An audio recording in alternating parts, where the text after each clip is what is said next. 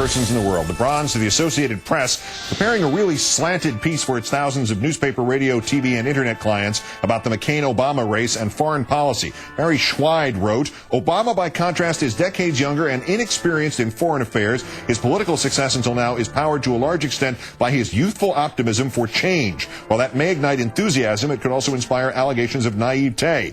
The article then quotes Secretary of State Rice, of all people, criticizing Obama's willingness to engage Iran, leaving out other viewpoints, like from that appeaser who says Obama's right and we need to engage Iran, Robert Gates, President Bush's Secretary of Defense. Nothing in media is utterly objective, but its clients keep the Associated Press in business in order to have one entity trying to cut it straight down the middle. When the AP starts taking sides and starts reading like the Washington Times or The Nation, we're all in a lot of trouble. The runner-up, Billo, who continues to mail it in, now picking up some of his features from the hilariously inept right-wing website Newsbusters, such as one that criticized our colleague Brian Williams of NBC Nightly News for leading Monday's newscast not with the lower May casualty figures from Iraq, but with the story on how underfunded mass transit systems can't keep up with increased ridership caused by the rape of the driver by Mr. Bush, Mr. Cheney, and their oil buddies. Billo said, on the pinhead front, both ABC and CBS told their viewers that in the month of May, U.S. casualties in Iraq were the lowest since the war there began.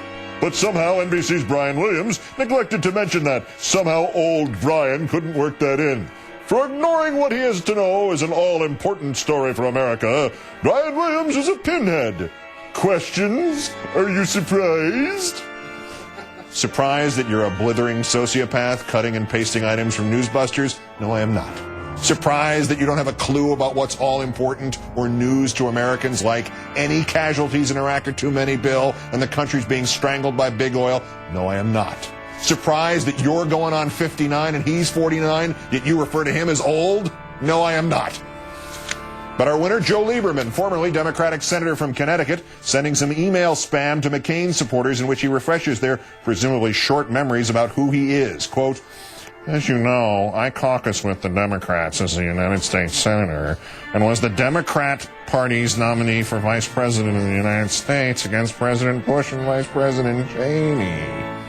Well, hold on there, Sparky. It's called the Democratic Party. You don't get to change their name just because some sort of marketing gimmick of some Republican was dreamt up. If you do, then the Democrats are allowed to call you and the Republicans by another name, like fascists. Or they could pronounce your name differently, Lieberman. Lieberman. Senator Joe Lieberman, today's worst person in the world.